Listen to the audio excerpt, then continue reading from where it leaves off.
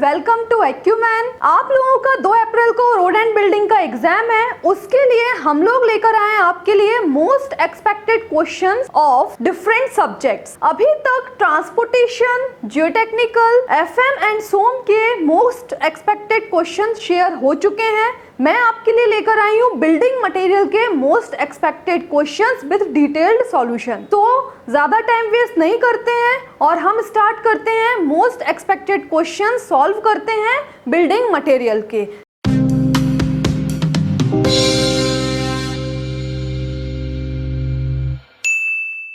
चलिए हम first question देखते हैं। A stone is rejected if it absorb water more than, हमारे पास ऑप्शन है 5%, 10%, 20%, 25%। तो हमने क्लासेस में जब पढ़ा था स्टोन, ब्रिक, ये सब के बारे में, तो हमने स्टोन में पढ़ा था कि अगर स्टोन कितने परसेंट से पानी ज्यादा एब्जॉर्ब कर ले तो हम उसको रिजेक्ट कर देंगे, उसको हम कंस्ट्रक्शन में यूज नहीं करेंगे। तो उस समय मैंने आपको बताया था 10%। तो इसका जो करेक्ट ऑप्शन है वो है 10%। आप चेक भी कर लीजिए। A good stone should be having less porosity and so it should have water absorption between 5 to 10% and should be rejected if water absorption is more than 10%। 10% से ज़्यादा वो पानी को एब्जॉर्ब करेगा तो हम उस स्टोन को कंस्ट्रक्शन में यूज नहीं कर सकते हैं। ठीक है, सो फर्स्ट क्वेश्चन हमारा कंप्लीट हुआ। हम सेकंड क्वेश्चन की तरफ बढ़ते हैं। The major ingredients of Portland cement are, है ना। तो सीमेंट के हमने इंग्रेडिएंट्स पढ़े थे, क्या क्या होते हैं। सिलिका होता है, लाइम होता है, एल्यूमिना होता है, आयरन ऑक्साइड, मैग्नीशिया, सल्फर, ये सारे इंग्रेडिएंट्स होते हैं पोर्टलैंड सीमेंट के। ठीक है, अभी उन्होंने आपसे पूछा है कि मेजर इंग्रेडिएंट कौन कौन होते हैं। तो हमें पता है silica and lime major ingredient में गिने जाते हैं जब हम पोर्टलैंड सीमेंट मैन्युफैक्चर करते हैं। तो इसमें अगर परसेंटेज हम देखें तो लाइम 62% होता है एंड सिलिका 22%। ठीक है, तो जो इसका करेक्ट आंसर रहेगा वो है लाइम एंड सिलिका। सॉल्यूशन में हम चेक कर लेते हैं एक बार, लाइम एंड सिलिका। ठीक है, तो लाइम का परसेंटेज उन्होंने रेंज बताया आपको 60 to 65 एंड उसके बाद सिलिका का 17 to 25 मींस 22 अप्रॉक्स एंड इसमें 62 अप्रॉक्स। ठीक है, सो नेक्स्ट क्वेश्चन की तरफ हम बढ़ते हैं। The operation of converting limestone into quick lime by heating it to temperature up to 900 degrees Celsius and releasing carbon dioxide is known as, तो मैंने आपको बताया था इस प्रोसेस को हम कैल्सिनेशन बोलते हैं। कैल्सिनेशन प्रोसेस में क्या होता है, लाइमस्टोन को हम हीट करते हैं, मींस कैल्शियम कार्बोनेट को हम हीट करते हैं in the presence of air. So हमें क्या मिलता है वहाँ पे, कैल्शियम ऑक्साइड मिलता है। ठीक है, इस पूरे प्रोसेस को हम कैल्सिनेशन बोलते हैं। ठीक है, तो इसका करेक्ट आंसर हो जाएगा कैल्सिनेशन। इसका सॉल्यूशन हम देख लेते हैं। मैंने आपको बताया calcination is a process of heating limestone that is CaCO3 to high temperature in air और oxygen, so we will get quick lime that is CaO and CO2 release हो जाता है एटमॉस्फेयर में and this process is called calcination. हमें यहाँ पता था, मैंने आपको ये भी बताया था, जो CaO ये जो कंपाउंड है वो अनस्टेबल होता है नेचर में, ये रिवर्सिबल रिएक्शन होती है, सो कन्वर्ट हो जाती है अगेन CaCO3 में। जैसे ही वो एटमॉस्फेयर से ऑक्सीजन के कांटेक्ट में आती है तो वो अगेन कन्वर्ट हो जाती है CaCO3 में। ठीक है, तो नेक्स्ट क्वेश्चन हम आगे देखते हैं। According to IS 383, the coarsest sand falls under grading zone। So इसके लिए मैं आपको टेबल भी दिखा देती हूँ, मैंने आपको इसका सॉल्यूशन लेकर आई हूँ। सो जोन उन्होंने बता दिया, यहाँ पे जो IS कोड उन्होंने बता दिया है 383 1970 के अकॉर्डिंगली हमने जोन ऑफ सैंड को 4 जोन्स में डिवाइड किया है, फर्स्ट, सेकेंड, थर्ड, फोर्थ। ठीक है, अब इसमें जो सीव यूज की है वो 600 माइक्रोन की सीव यूज की है। क्लियर। अब इस सीव के ऊपर उन्होंने कोई भी परसेंटेज, मतलब कोई भी वेट के अकॉर्डिंगली उन्होंने सैंड को लिया होगा, है ना।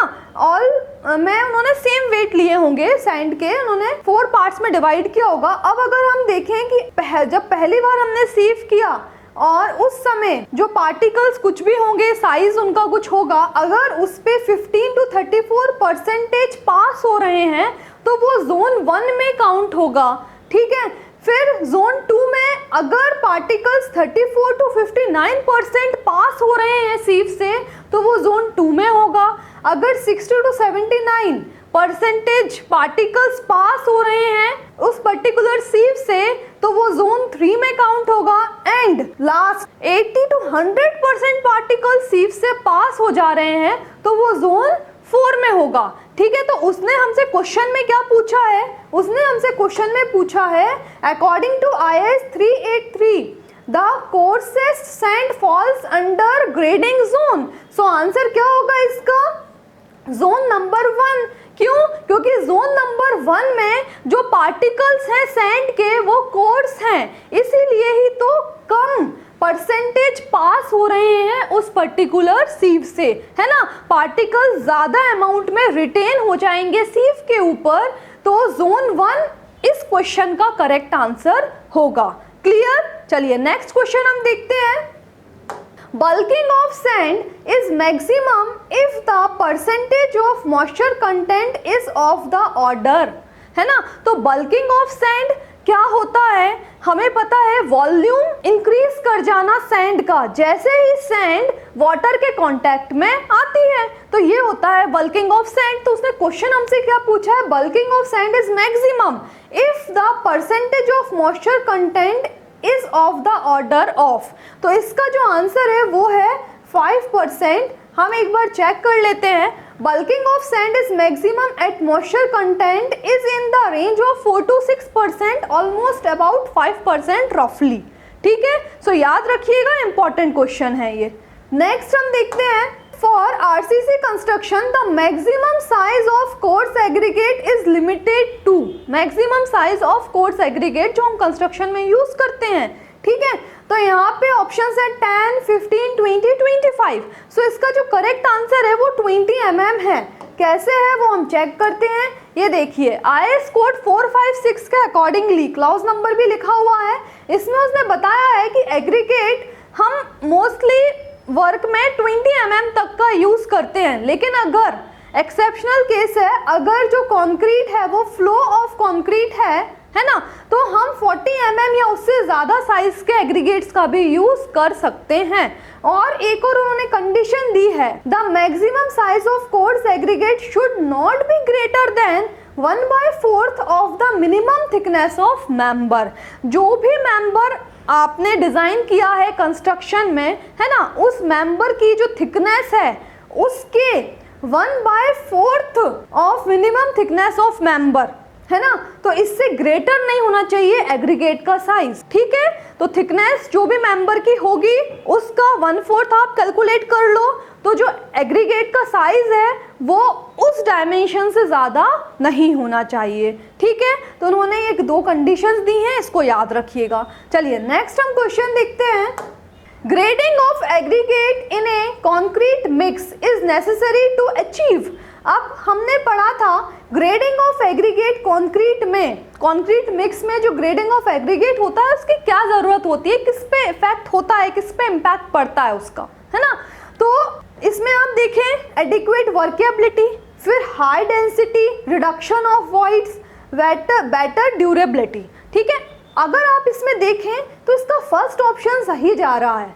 तो अगर आप क्लियरली देखें तो इसमें आप बोल सकते हैं कि 4 के 4 ऑप्शंस भी करेक्ट हैं, बट एक बार आपको बहुत केयरफुली इस क्वेश्चन को रीड करना पड़ेगा। तो ऑप्शन फर्स्ट करेक्ट होगा। क्यों?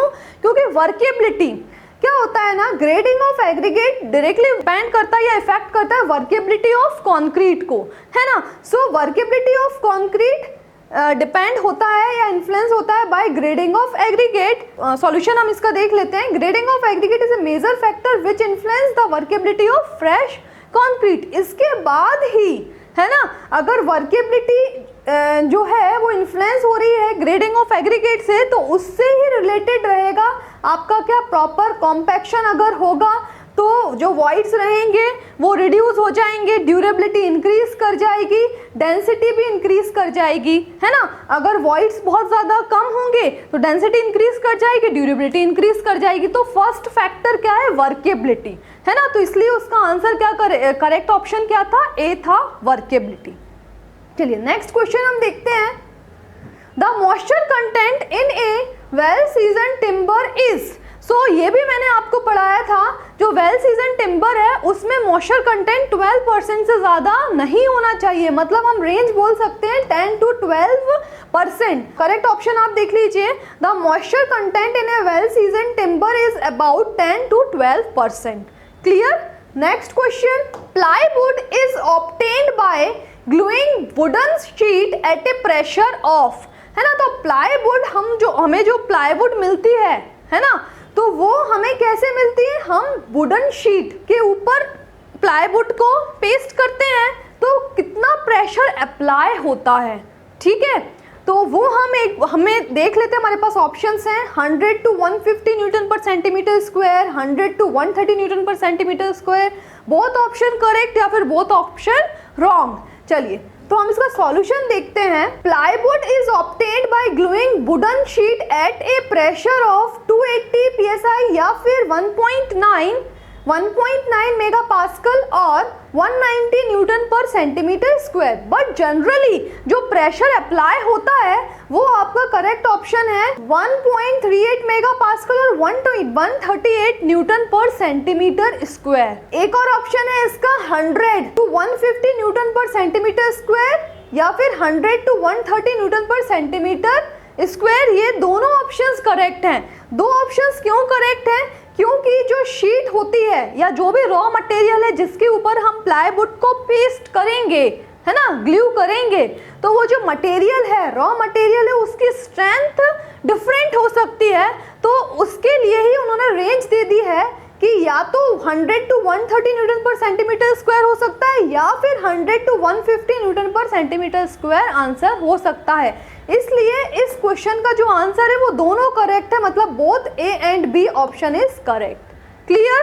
चलिए नेक्स्ट क्वेश्चन हम डिस्कस करते हैं। The compressive strength of common building bricks should not be less than, है ना। तो मैंने आपको बताया था कि जो स्ट्रेंथ होती है ब्रिक की वो 3.5 न्यूटन पर एमएम स्क्वायर से कम नहीं होनी चाहिए, है ना। सो बिल्डिंग ब्रिक जो हम यूज करते हैं कंस्ट्रक्शन में उसकी स्ट्रेंथ 3.5 न्यूटन पर एमएम स्क्वायर से कम नहीं होनी चाहिए। अगर उससे कम स्ट्रेंथ होती है तो वो ब्रिक नहीं कहलाएगा, वो क्ले का लम्स कहलाएगा, ठीक है। चलिए इसका सॉल्यूशन भी आप देख सकते हैं। चलिए नेक्स्ट क्वेश्चन हम देखते हैं। The percentage of alumina in a good brick earth lies between, तो एल्यूमिना का परसेंटेज हमें पता है ब्रिक में कितना होता है 20 to 30%। क्लियर। तो इसका आंसर क्या हो जाएगा 20 to 30%। इसका सॉल्यूशन भी हम देख लेते हैं। Percentage of various ingredients in a good brick earth is given below. So हम देखें एल्यूमिना का 20 to 33%, सिलिका 50 to 60%, ऐसे करके लाइम 5% से ज़्यादा नहीं होना चाहिए, लम्स नहीं होने चाहिए लाइम में, है ना, बहुत फाइन पाउडर्ड फॉर्म में लाइम प्रेजेंट होना चाहिए। तो इस तरीके से हमने इंग्रेडिएंट्स ब्रिक के देख लिए। नेक्स्ट हम देखते हैं question. For checking the length of brick as per Indian standard, how many brick are to be taken? जब हम ब्रिक का लेंथ चेक करते हैं, जैसे साइड पर ब्रिक्स आई हैं, अब हमें ब्रिक की length, width and height check करनी है या थिकनेस चेक करनी है। तो कैसे करोगे, जितनी भी साइड पर ब्रिक्स आई हैं एक एक करके उनको चेक करोगे क्या, मेजर करोगे क्या, नहीं। हम क्या करते हैं, कुछ सैंपल ले लेते हैं, जो भी साइड पर ब्रिक्स आई हैं उसमें से कुछ सैंपल हम कलेक्ट करते हैं, है ना, और उसको हम अरेंज करते हैं length wise, width wise and depth wise या थिकनेस वाइज, है ना, उनको अरेंज करते हैं और उसकी total length, width and thickness find out कर लेते हैं, मतलब कैलकुलेट कर लेते हैं।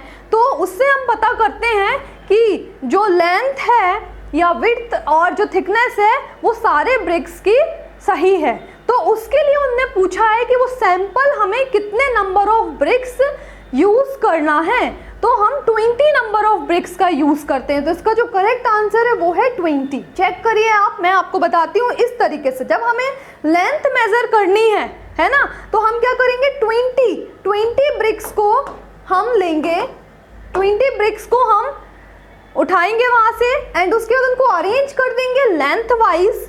आपको यहाँ सामने दिखाई देगा 19 सेंटीमीटर लेंथ, ठीक है। तो उनको 20 ब्रिक्स को अरेंज कर देंगे और लेंथ मेजर करेंगे। क्लियर? हमें टोटल इतना लेंथ के बीच में रेंज कैलकुलेट होनी चाहिए। अगर हम लेंथ मेजर करते हैं टोटल 20 ब्रिक्स की तो वो इस रेंज में लाई करनी चाहिए 3680 टू 3920 के बीच में। तो इसका मतलब है कि जो ऑल ओवर जितनी भी ब्रिक्स आई हैं साइड पर उनका जो लेंथ है वो करेक्ट है, ठीक है। अब हमें अगर विड्थ मेजर करना है तो विड्थ के लिए हम क्या करेंगे, विड्थ वाइज अरेंज कर देंगे। तो आप अगर सामने से देखें तो आपको 9 सेंटीमीटर का विड्थ नजर आएगा सामने से, है ना। 20 ब्रिक्स को अरेंज करेंगे, अगेन 20 ब्रिक्स, ठीक है। तो अगर आप विड्थ वाइज अरेंज करते हैं या सेम अगर आप हाइट वाइज भी करते हैं, क्योंकि हाइट और विड्थ क्या होती है, सेम होती है ब्रिक की, कितनी, 9 सेंटीमीटर, है ना। सो दोनों में अगर आप टोटल 20 ब्रिक्स का विड्थ या फिर हाइट चेक करते हैं तो कितना डायमेंशन टोटल आना चाहिए, 1740 टू 1860 mm के बीच में लाई करना चाहिए। तो आप ये बता पाएंगे कि हाँ जो साइड पर जो ब्रिक्स आई हैं उनकी विड्थ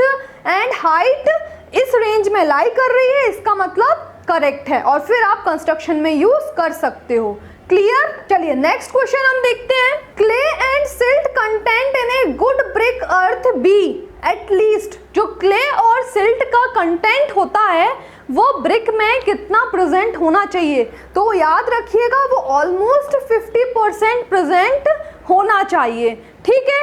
इसका सॉल्यूशन देख लेते हैं। क्ले एंड सिल्ट कंटेन्स लिखा है ना, clay and silt content in a good brick earth be at least 50%। तो याद रखिएगा कि जो क्ले और सिल्ट का अमाउंट होता है, प्रेजेंट होता है ब्रिक में, वो 50% के लगभग प्रेजेंट होना चाहिए। चलिए नेक्स्ट क्वेश्चन स्टार्ट करते हैं।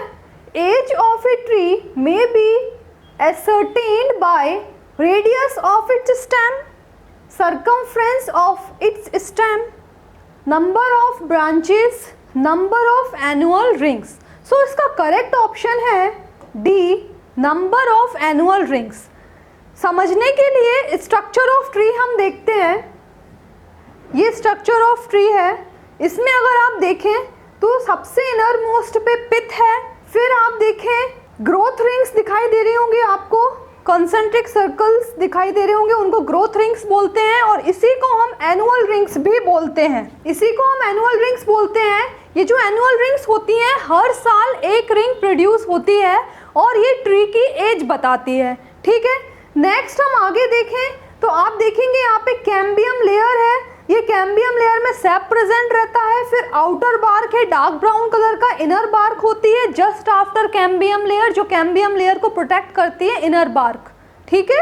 देन उसके बाद आप देखें मेडुलरी रेज है, ये जो रेडियली पिथ से लेके कैम्बियम लेयर तक प्रोड्यूस हो रही हैं रेडियल डायरेक्शन में, उनको मेडुलरी रेज बोलते हैं, ठीक है। फिर पिथ से मतलब पिथ के जस्ट बाद फिर हार्टवुड है जो बहुत पास एनुअल रिंग्स रहती हैं, ठीक है। डार्क कलर आपको दिखाई दे रहा है वो हार्टवुड होता है, उसकी जो स्ट्रेंथ होती है उतने पोर्शन के वुड की बहुत ज़्यादा होती है, ठीक है। और उसके जस्ट बाद हार्डवुड के जस्ट बाद सैपवुड स्टार्ट होता है और वो कैम्बियम लेयर तक जो जितना भी पोर्शन रहता है उसको हम सैपवुड बोलते हैं, ठीक है। तो जो नई रिंग एनुअल रिंग जो नई प्रोड्यूस होने वाली है वो कन्वर्ट हो जाती है सैपवुड में। क्लियर हुई बात? तो ये पूरा था स्ट्रक्चर ऑफ ट्री। नेक्स्ट हम क्वेश्चन को देखते हैं। The standard size of modular brick is, तो ब्रिक का जो मॉड्यूलर साइज है वो कितना होता है, ठीक है। तो वो होता है 19 × 9 × 9 सेंटीमीटर। एक बार आप चेक भी कर लें, ये देखिए मैंने ये डायग्राम भी बना के बताया। स्टैंडर्ड साइज ऑफ ब्रिक, इसी को ही मॉड्यूलर साइज ऑफ ब्रिक भी बोला जाता है, इसी को हम बोलते हैं मॉड्यूलर साइज ऑफ ब्रिक। और क्या होते हैं इसके dimensions, 19 centimetre × 9 centimetre × 9 centimetre. Clear हुई बात? चलिए नेक्स्ट क्वेश्चन हम देखते हैं। प्लाईवुड इज मेड फ्रॉम, जो प्लाईवुड होता है वो किस से बनता है, कौन से टाइप ऑफ ट्री से मिलता है? तो उसका आंसर है टीक वुड ओनली। ठीक है, इसका आप सॉल्यूशन भी एक बार देख लीजिए। अभी आपको यहाँ पे और थोड़ा डिटेल में बता दिया है। प्लाईवुड जो होता है वो इस तरीके से शीट्स का अरेंजमेंट होता है, और जो शीट्स का अरेंजमेंट होता है इसको हम क्या बोलते हैं, वेनियर्स। मैंने क्लास में भी आपको बताया गया था। तो ये वेनियर्स होते हैं, वो डिफरेंट अलग अलग डायरेक्शंस में इनको हम प्लेस करते हैं, है ना। परपेंडिकुलर डायरेक्शंस होती हैं इनकी, और उस तरीके से इनको अरेंज करते हैं और प्रेशर इंसर्ट करते हैं, जिससे शीट ग्लू हो जाती है, चिपक जाती है। ठीक है, तो ये हमने प्रेशर ऑलरेडी देखा था, 100 to 150 न्यूटन पर सेंटीमीटर स्क्वायर या फिर 100 to 130 न्यूटन पर सेंटीमीटर प्रेशर एक्सर्ट किया जाता है। क्लियर हुई बात। सो ये हमने पढ़ लिया प्लाईवुड के बारे में। नेक्स्ट क्वेश्चन हम देखते हैं, the proper size of cube mould for testing compressive strength of cement is. Cement के कंप्रेसिव स्ट्रेंथ को टेस्ट करने के लिए हम साइज, क्यूब के जो साइज यूज करते हैं वो होता है 70.5 mm या फिर 7.05 सेंटीमीटर। ठीक है, हमें सीमेंट के क्यूब्स कास्ट करने हैं, तो जो क्यूब का साइज होता है वो 70.5 mm या फिर 7.05 सेंटीमीटर होता है। और अगर कंक्रीट के क्यूब कास्ट करने हैं तो उस समय क्यूब का जो साइज होता है वो हम यूज करते हैं 150 mm और 15 सेंटीमीटर। क्लियर हुई बात। सॉल्यूशन भी आप देख सकते हैं। सो सॉल्यूशन में उन्होंने बताया है, for compressive strength test at least 3 specimen cubes of size 70.6 mm are prepared. ठीक है, सो नंबर ऑफ क्यूब कितने हमें प्रिपेयर करने, मिनिमम 3 क्यूब प्रिपेयर करने हैं, और फिर हम स्ट्रेंथ चेक करते हैं। क्लियर हुई। तो याद रखिएगा, जो डायमेंशन होती है क्यूब की फॉर सीमेंट तो वो होती है 70.6 और कंक्रीट के लिए 150 mm। क्लियर हुई बात। नेक्स्ट क्वेश्चन हम देखते हैं, specific gravity of ordinary Portland cement is generally. Important question है, पूछा जाता है। तो जो स्पेसिफिक ग्रेविटी होती है ओपीसी की वो 3.15 होते हैं। सो याद रखिएगा, इसका एक्सप्लेनेशन उन्होंने दे दिया है। एक्सप्लेनेशन में अब ये पूछ सकता है कि भाई कौन सा एपरेटस यूज करते हैं, तो लीच एटरलियर फ्लास्क का यूज करते हैं for finding specific gravity of cement. ठीक है, और कितना होता है specific gravity, 3.15 ordinary Portland cement का। चलिए नेक्स्ट क्वेश्चन हम देखते हैं, water cement ratio is generally expressed volume of water required पर। सो हमें पता है 50 kg सीमेंट एक बोरी में होती है, मतलब 1 बैग ऑफ सीमेंट में 50 kg ऑफ सीमेंट होती है, और उसके लिए 30 लीटर ऑफ वाटर का रिक्वायरमेंट लगता है ना। तो इसका करेक्ट आंसर है सी, 50 kg सीमेंट। सो उसमें उसने क्या बोला है, weight of 1 bag of cement is 50 kg. So water cement ratio is generally expressed volume of water required per bag of cement or per 50 kg of cement. So water cement ratio क्या होता है, 50 kg cement, जो 1 bag of cement में 50 kg cement होती है, और कितना पानी लगता है हमको, 30 लीटर लगता है। ठीक है, सो हम क्या करेंगे, वाटर सीमेंट रेशियो, वाटर एक बैग ऑफ सीमेंट में 30 लीटर लग रहा है, डिवाइड बाय 50 kg, सो हमें वाटर सीमेंट रेशियो मिलता है ना। सो वाटर सीमेंट रेशियो जो आपको मिलता है वहाँ से वो आपको 0.6 मिलता है। क्लियर हुई बात। चलिए, सो अभी वाटर सीमेंट रेशियो के बारे में नहीं बोला था उसने। चलिए नेक्स्ट क्वेश्चन हम देखते हैं, आइडेंटिफाई द रॉन्ग स्टेटमेंट। उन्होंने रॉन्ग स्टेटमेंट को आइडेंटिफाई करने को बोला है, और स्टेटमेंट जो भी हैं वो बल्किंग ऑफ सैंड पर हैं। सो पहला स्टेटमेंट है, bulking of sand can go up to 40%। Next, bulking of sand is maximum at 4 to 6% moisture content. दोनों स्टेटमेंट अभी करेक्ट हैं।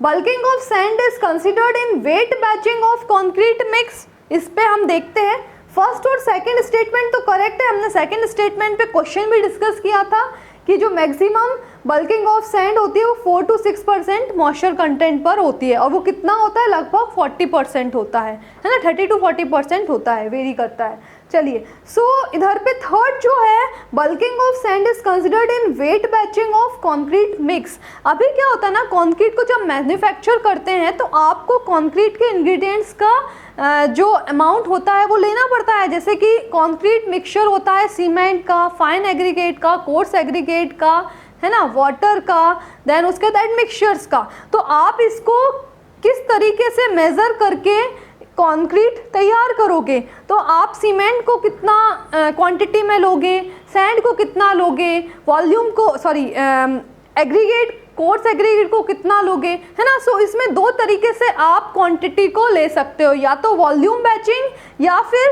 वेट बैचिंग, है ना। सो वॉल्यूम बैचिंग में क्या होता है ना, एक बकेट होती है, उससे मेजर करके आप क्वांटिटी को एक जगह पर इकट्ठा करते हो और फिर कंक्रीट को तैयार करते हो, है ना। तो वॉल्यूम बैचिंग में आप एक बकेट टाइप का होता है, उससे आप मेजर करके क्वांटिटी को लेते हो, जितने भी इंग्रेडिएंट्स आप यूज कर रहे हो कंक्रीट बनाने में, उससे मेजर करके आप कंक्रीट तैयार करते हो। लेकिन वेट बैचिंग में आप क्या करते हो, वेट कैलकुलेट करते हो, ठीक है। लेकिन अब क्या होता है ना, उसने थर्ड पॉइंट क्या बोला, bulking of sand is considered in weight batching of concrete mix. तो ये गलत है, क्योंकि वेट बैचिंग में कभी भी बल्किंग नहीं आती है, बल्किंग ऑफ सैंड की जो प्रॉब्लम है वो क्रिएट नहीं होती है ना। हमेशा वॉल्यूम बैचिंग में होती है, क्योंकि वॉल्यूम में क्या होता है ना, आप बकेट से सैंड को मेज़र कर रहे हो, मींस फाइन एग्रीगेट को मेज़र कर रहे हो। तो अब क्या होता है, बल्किंग ऑफ सैंड में वॉल्यूम चेंज हो जाता है, वॉल्यूम एक्सपांड कर जाता है सैंड का, है ना। तो अगर फिर हमें वॉल्यूम बैचिंग से करेक्ट क्वांटिटी पता नहीं चलेगी, ठीक है। तो इसलिए इसका जो आंसर है वो सी ऑप्शन गलत है।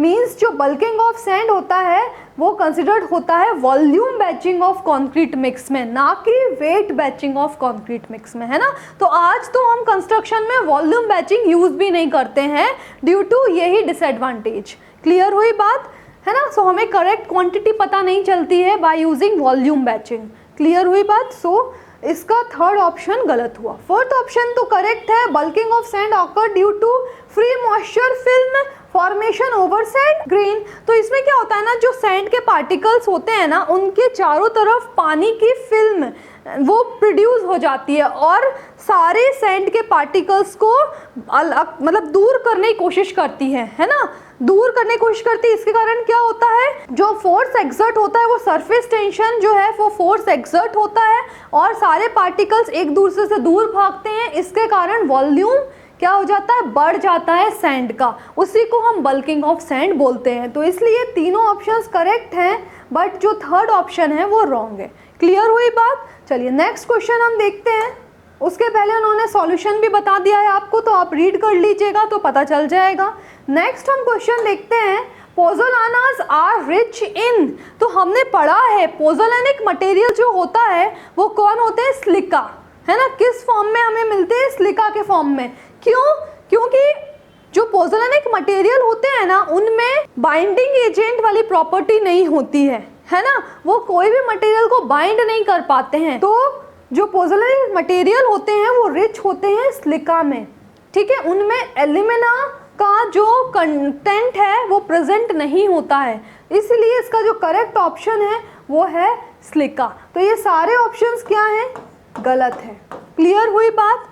सो इसका सॉल्यूशन भी आप देख सकते हैं। Pozzolanas are the siliceous material which do not have concreting property, है ना, क्योंकि कॉन्क्रीटिंग प्रॉपर्टी है सीमेंटिंग प्रॉपर्टी, इसमें क्या सीमेंटिंग प्रॉपर्टी नहीं होती है पोज़ोलानिक मटेरियल में।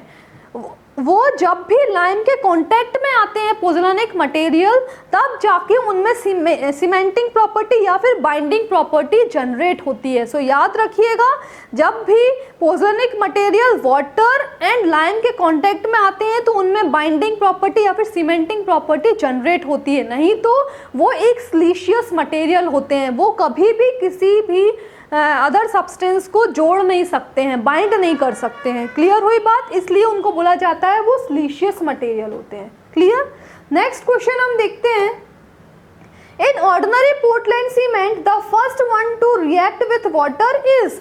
अब ऑर्डिनरी पोर्टलैंड सीमेंट में क्या होता है, जैसे ही इंग्रेडिएंट्स होते हैं, जैसे लाइम है, लाइम, सिलिका, एल्यूमिना, है ना, मैग्नीशिया, आयरन ऑक्साइड, जैसे ये वाटर के कांटेक्ट में आते हैं तो बॉक्स कंपाउंड क्रिएट होते हैं। 4 बॉक्स कंपाउंड क्रिएट होते हैं। ये चारों जो हैं वो बॉक्स कंपाउंड है, C3A, C2S, C3S, C4AF। अब उसने इस क्वेश्चन में ये पूछा है कि इन चारों में से कौन सा कंपाउंड होता है जो सबसे पहले वाटर से रिएक्ट करता है।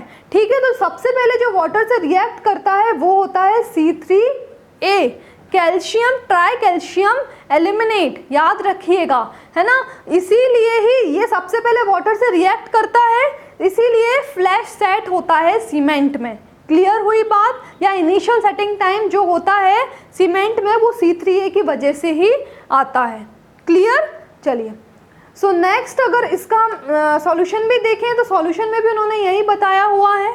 ठीक है, चलिए नेक्स्ट हम देखते हैं question, find the odd entry among silica fume, rice husk ash, metakaolin and ground granulated blast furnace slag with respect to cement product, है ना। सो उन्होंने बोला है कि इसमें से ऑड वन आप फाइंड आउट करिए, तो 4 ऑप्शन दिए हैं, इसमें से ऑड वन आपको बताना है। तो अगर हम देखें silica fume, rice husk and metakaolin, ये जो तीनों है ना ये पोज़ोलानिक मटेरियल है, लेकिन अगर हम ये देखें सी वाला ऑप्शन, तो ये वाला जो ऑप्शन है ये मेटल का प्रोडक्ट है, बाय प्रोडक्ट है, मींस स्टील का ये बाय प्रोडक्ट है, ब्लास्ट फर्नेस स्लैग। सो ये ऑड वन आउट है। सो आप देखें जरा यहाँ पर सॉल्यूशन में, तो आपको देखने को मिलेगा जो ground granulated blast furnace slag है ये बाय प्रोडक्ट है आयरन एंड स्टील मेकिंग का।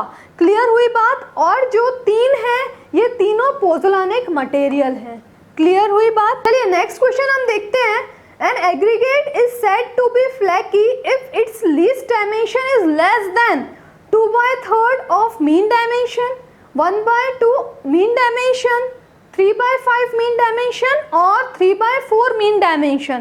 So इसका ऑप्शन करेक्ट है C, 3/5 mean dimension और 0.6।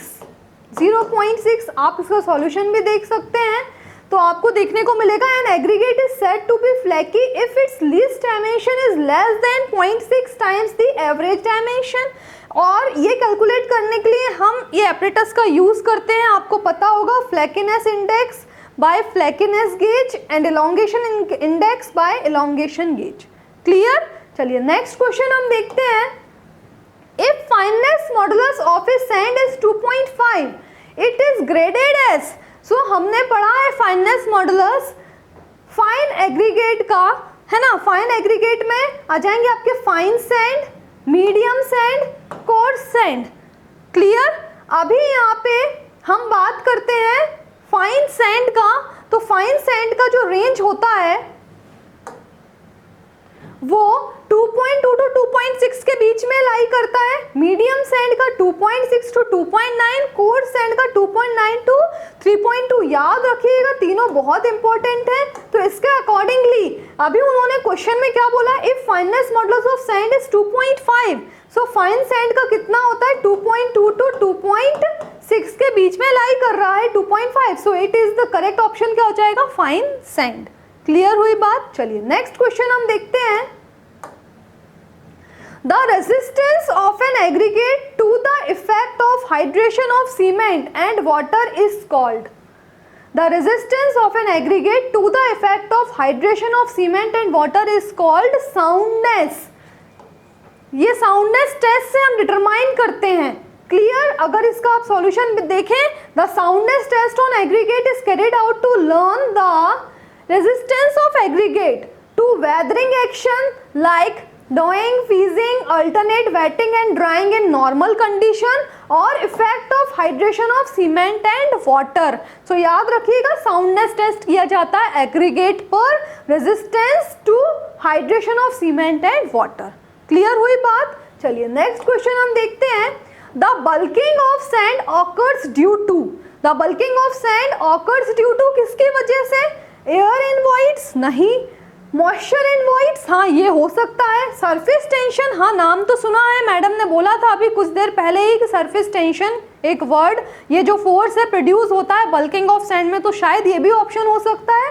कैपिलरी एक्शन नहीं, तो ये दोनों ऑप्शन तो गलत हैं, है ना। तो करेक्ट ऑप्शन याद रखिएगा बी है, मॉइस्चर इन वॉइड्स, है ना। तो बल्किंग ऑफ सैंड होता कब है, जब सैंड के पार्टिकल्स के बीच में मॉइस्चर कंटेंट प्रेजेंट होता है। तो मॉइस्चर कंटेंट मतलब वाटर के कारण ईच पार्टिकल्स अलग अलग हो जाते हैं, है ना। और उस समय जो सैंड के चारों तरफ क्या होती है, वाटर की फिल्म बन जाती है, और इसके कारण क्या होता है, सैंड के पार्टिकल्स सारे अदर पार्टिकल्स को प्रेशर एक्सर्ट करते हैं। तो वो उस समय जो फोर्स एक्सर्ट होता है वो सरफेस टेंशन होता है, लेकिन ये किसकी वजह से हुआ है, मॉइस्चर इन वॉइड्स की वजह से। तो याद रखिएगा जो बल्किंग ऑफ सैंड ऑकर हो रहा है वो मॉइस्चर इन वॉइड्स की वजह से हो रहा है, ना कि सरफेस टेंशन की वजह। सरफेस टेंशन तो प्रोड्यूस होता है किसके कारण, जब सैंड्स के पार्टिकल्स के बीच में मॉइस्चर कंटेंट प्रेजेंट होता है, उसके कारण पार्टिकल्स एक दूसरे से दूर भागते हैं। तो इसके कारण जो वॉल्यूम होता है सैंड का वो इंक्रीज कर जाता है, बढ़ जाता है। तो उस समय जो प्रेशर या फिर जो फोर्स एक्सर्ट करता है वो सरफेस टेंशन होता है। क्लियर हुई बात। सो अभी इसका correct answer moisture in voids है। इसका सॉल्यूशन भी आप देख लें, और उसमें मैंने डायग्राम में भी बताया है, आप देखें यहाँ पे जो सैचुरेटेड और एक्चुअल वॉल्यूम ऑफ सैंड था वो ये वाला पोर्शन है ना। जैसे ही वाटर के कांटेक्ट में आया तो जो सैंड का जो वॉल्यूम है वो इंक्रीज कर गया। ये देखिए, तो यहाँ पे जितने भी पार्टिकल्स थे वो क्या करने लग गए, एक दूसरे से थोड़ा सेपरेट आउट होने लगे, दूर भागने लग गए। क्यों, क्योंकि उनके वॉइड्स के बीच में या फिर सैंड के ईच पार्टिकल के ऊपर एक वाटर की फिल्म प्रोड्यूस हो गई थी, और वो क्या कर रहे थे, एक्सर्ट कर रहे थे फोर्स, है ना। सो इसको हम पूरे को बोलते हैं बल्किंग ऑफ सैंड। क्लियर हुई बात। चलिए नेक्स्ट क्वेश्चन हम देखते हैं। The standard size of brick as per Indian standard is. So अभी हमने जस्ट पढ़ा था इंडियन स्टैंडर्ड के अकॉर्डिंग जो ब्रिक का स्टैंडर्ड साइज होता है वो 19 × 9 × 9 सेंटीमीटर होता है ना। सो आप देख भी सकते हैं स्टैंडर्ड साइज ऑफ ब्रिक, इसी को मॉड्यूलर साइज ऑफ ब्रिक भी बोलते हैं, 19 × 9 × 9 सेंटीमीटर। और नॉमिनल साइज विथ मोटार तो वो कितना हो जाता है, 20 सेंटीमीटर × 10 सेंटीमीटर × 10 सेंटीमीटर। क्लियर। चलिए नेक्स्ट है, which of the following is the measure of ease with which the wood में स्प्लिट। तो इसको एक्सप्लेन करने के लिए मैंने एक डायग्राम लेकर आई हूँ, आप देख सकते हैं यहाँ पे, है ना। तो इस डायग्राम से देख के समझ में आ रहा है कि वुड को क्या स्प्लिट करना है ना। तो इस प्रोसेस को हम ये बोल सकते हैं, it is the measure of ease with which the wood में स्प्लिट। तो इसको हम क्या बोलते हैं, क्लीवेबिलिटी। ठीक है। सो याद रखिएगा ये टर्म को, और बाकी की जो शेयरिंग स्ट्रेंथ, स्टिफनेस, टफनेस भी मैंने एक्सप्लेन करके यहाँ पे रखा हुआ है। ठीक है। चलिए नेक्स्ट क्वेश्चन हम देखते हैं। According to the IS code at what moisture content weight of the timber is noted. हमने पढ़ा हुआ है 12%, है ना। सो करेक्ट ऑप्शन 0.12%। आप सॉल्यूशन में भी देख लें, 10 to 12% हमने रेंज पढ़ा था। क्लियर हुई बात। चलिए next question, Le Chatelier's method can be use to determine. Le Chatelier apparatus क्यों हम यूज करते हैं, determine fineness of cement, fineness of aggregate, soundness of cement, या फिर कंप्रेसिव स्ट्रेंथ ऑफ सीमेंट, नहीं, है ना। सो आंसर करेक्ट क्या है, सी, साउंडनेस ऑफ सीमेंट के लिए हम लीचेटरलियर एपरेटस का यूज करते हैं। ठीक है। आप सॉल्यूशन में भी देख लें एपरेटस कैसा होता है वो देख लीजिए, ये लीचेटरलियर एपरेटस होता है, इसका यूज करते हैं हम soundness of cement. Soundness cement में किसकी वजह से आ सकती है, लाइम या फिर मैग्नीशिया की वजह से, सल्फर के वजह से अगर साउंडनेस प्रोड्यूस होती है। तो अभी तक उसको डिटेक्ट करने के लिए कोई भी एपरेटस नहीं आया है ना। अगर लाइम और मैग्नीशिया की आपको साउंडनेस जो चेक करनी है उसकी वजह से साउंडनेस आया है सीमेंट में, तो उसके लिए हम एपरेटस यूज कर सकते हैं, लीचेटरलियर एपरेटस या फिर ऑटोक्लेव एपरेटस, है ना। सो याद रखना जो लीचेटरलियर एपरेटस होता है इससे लाइम की हम साउंडनेस चेक कर सकते हैं। ठीक है। चलिए नेक्स्ट क्वेश्चन है, 28 day crushing strength of cement is tested on 70.7 mm size cube of mortar having cement to sand proportion of, है ना। सो हमें क्या करना है, यहाँ पे सीमेंट का कंप्रेसिव स्ट्रेंथ चेक करना है। उसके लिए क्यूब का साइज आपको पता है 70.6 mm साइज का हम क्यूब यूज करते हैं। ठीक है। अब उसमें जब आप यहाँ पे सीमेंट का क्रशिंग स्ट्रेंथ या फिर कंप्रेसिव स्ट्रेंथ चेक करने जा रहे हैं तो इंग्रेडिएंट्स यूज, कौन कौन से इंग्रेडिएंट यूज करेंगे, है ना, तो उसमें करेंगे cement, fine aggregate and water, है ना। सो जो सीमेंट और फाइन एग्रीगेट है उसका प्रोपोर्शन क्या यूज करने वाले हैं वो इस क्वेश्चन में पूछा गया है, तो वो प्रोपोर्शन हम यूज करते हैं 1:3 का। तो याद रखिएगा, है ना, सॉल्यूशन में भी बता दिया गया है, in compressive strength test cement and standard sand is mixed in proportion of 1:3 by weight। क्लियर। चलिए नेक्स्ट क्वेश्चन हम देखते हैं। For Portland cement of 43 grade 28 day mean compressive strength should exceed, है ना। So 28 days that is called characteristic compressive strength of concrete. और कौन से कॉन्क्रीट है ये, 43 ग्रेड का कॉन्क्रीट है ना। तो जो स्ट्रेंथ होगी वो किससे ज़्यादा नहीं होनी चाहिए, तो 43 मेगा पास्कल से ज़्यादा नहीं होनी चाहिए, याद रखिएगा। उसके लिए प्रॉपर टेबल में भी उन्होंने बता दिया है। अगर ग्रेड ऑफ कॉन्क्रीट 33, 43, 53 है और आप क्या देखने जा रहे हैं, कंप्रेसिव स्ट्रेंथ देखने जा रहे हैं, 3 दिन का, 7 दिन का, 28 दिन का, अभी हम देखने जा रहे हैं 28 दिन का, है ना, 28 डेज का। 28 डेज में आप देखें 43 ग्रेड की स्ट्रेंथ 43 मेगा पास्कल से ज़्यादा नहीं होनी चाहिए, ठीक है। The term frog means, frog का मतलब क्या होता है, हम डायग्राम से देख लेते हैं। इसका जो सेंटर पार्ट है, आप देखें सेंटर में, इसको हम क्या बोलते हैं, फ्रॉग बोलते हैं। इसका डायमेंशन क्या होता है, लेंथ होती है इसकी 10 सेंटीमीटर, विड्थ होती है इसकी 4 सेंटीमीटर, ठीक है। एंड उसके बाद जो इसकी डेप्थ होती है ना, वो होती है आपकी लगभग 1 सेंटीमीटर। क्लियर हुई बात। सो इसको हम बोलते हैं फ्रॉग। देन ये वाला पोर्शन स्ट्रेचर होता है, ये पोर्शन हेडर होता है, और इसको हम एरिस बोलते हैं, एरिस और एंगल। क्लियर हुई बात, है ना। सो ये उन्होंने बताया फ्रॉग। नेक्स्ट हम बात करते हैं, the minimum compressive strength of second class brick should be. So second class brick का मिनिमम कंप्रेसिव स्ट्रेंथ कितना होता है ना। फर्स्ट क्लास का हमें पता है 10.5 मेगा पास्कल से जो स्ट्रेंथ है वो कम नहीं होना चाहिए, है ना, 10.5 से ज़्यादा ही होना चाहिए। सेकेंड क्लास की रेंज होती है 7 से लेकर 10.5। तो उसने क्वेश्चन में आपको पूछा है मिनिमम, तो आंसर क्या हो जाएगा 7, दैट इज 70 kg/cm²। क्लियर हुई बात। सॉल्यूशन में भी यही दिया गया है, आप ध्यान से देख लें। क्लियर। चलिए नेक्स्ट हम देखते हैं, ए पग मील इज यूज्ड फॉर। पग मील का क्यों यूज करते हैं, जब हम ब्रिक को मैन्युफैक्चर करते हैं तो उसमें हम बहुत सारी स्टेप्स पढ़ते हैं ब्रिक मैन्युफैक्चरिंग की, है ना। तो उसमें आपने पढ़ा होगा, उसमें हम क्या करते हैं, डिगिंग करते हैं, क्लीनिंग करते हैं, देन वेदरिंग होता है, ठीक है, ब्लेंडिंग होता है, टेम्परिंग होता है। सो पग मील इज यूज्ड फॉर, पग मील का कहाँ यूज किया जाता है, टेम्परिंग ऑफ ब्रिक में यूज किया जाता है, ठीक है। टेम्परिंग क्या होता है, टेम्परिंग प्रोसेस में आप ये देखें, ये टेम्परिंग के लिए ये यूज किया जाता है पग मील। ये जो आपको मशीन दिख रही है ये पग मील है।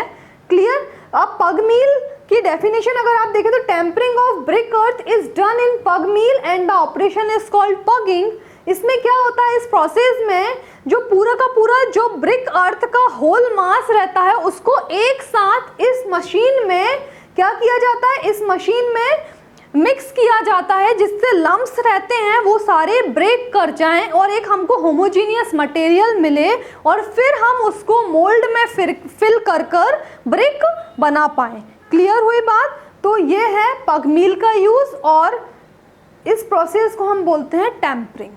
क्लियर। देखते हैं, ए bull knows brick is not used for. तो हमें पता होना चाहिए बुल नोज ब्रिक्स कौन सी होती हैं। 2 टाइप की बुल नोज ब्रिक होती है, single bull knows and double bull knows brick.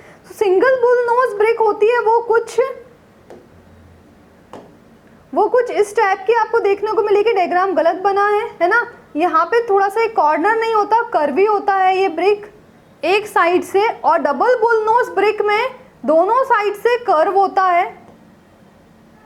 Clear हुई बात। तो इसको बोलते हैं हम double bull knows brick, and ये है सिंगल बुल नोज ब्रिक। तो इनका यूज कहाँ होता है, तो आप इस डायग्राम से देख सकते हैं, जहाँ पे भी हमको कॉर्नर, है ना, कॉर्नर का रिक्वायरमेंट नहीं रहता है तो वहाँ पे हम ये सिंगल या फिर डबल बुल नोज ब्रिक का यूज़ करते हैं। फिर देखते हैं तो आंसर क्या होगा। पहला ऑप्शन है राउंडिंग ऑफ शार्प कॉर्नर्स, हाँ यहाँ तो यूज़ करते हैं हम। नेक्स्ट है, पहला है राउंडिंग ऑफ शार्प कॉर्नर, हाँ वहाँ यूज़ करते हैं। पिलर्स में यूज़ करते हैं। डेकोरेशन पर्पस में, हाँ एस्थेटिक अपीयरेंस के लिए यूज़ किया जाता है। फोर्थ है आर्चेस, आर्चेस में यूज़ नहीं करते हम बुल नोज ब्रिक्स का। क्लियर हुई बात। So thank you so much for watching this video.